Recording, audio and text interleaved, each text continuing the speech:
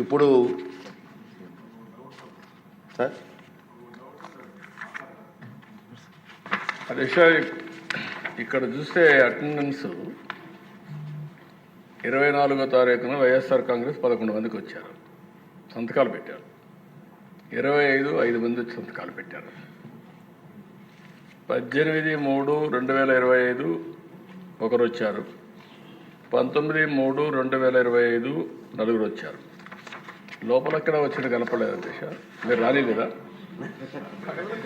మీరు మాకు ఐడియా లేదు, మీరు రానిలేదేమో అని మాకు అనుమానం. మార్నింగ్ నేను అనౌన్స్ చేశానండి హౌస్లో. దొంగచాటు నుంచి సంతకాలు పెట్టి కర్మ ఎందుకు పెట్టిందో నాకు అర్థం కావట్లేదు. హౌస్లో కనపడలేదు ఎక్కడ. జీతాలు తీసుకుంటూ హౌస్కు రాకపోవడం ఒక తప్పు అండి. గవర్నమెంట్ జీతాలు తీసుకుంటున్నారు సార్ వీళ్ళందరూ కూడా. జగన్మోహన్ రెడ్డి మినహా అందరు ఎమ్మెల్యేలు కూడా నెల జీతాలు తీసుకుంటున్నారు.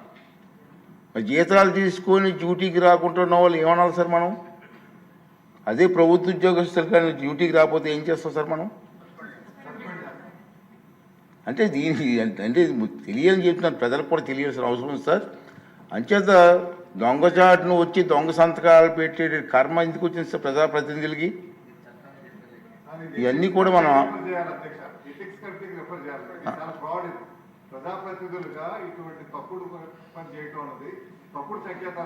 డెఫినెట్ చేద్దామండి.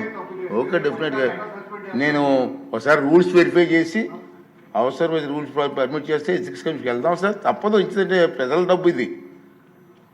ప్రజా డబ్బుని జీతాలుగా తీసుకుంటూ ప్రజలకు సేవ చేయకుండా దొంగచాటుని వచ్చి సంతకాలు పెట్టవలసిన కర్మ ఇటు ఒకసారి దీనికి అవసరమైతే అంతా పెద్దలందరితో మాట్లాడి ఎథిక్స్ మన మనోహర్ గారు అంతా అనుభవం వ్యక్తులు మాట్లాడిన తర్వాత అవసరమైతే ఎథిక్స్ కమిషన్ పంపిస్తాం.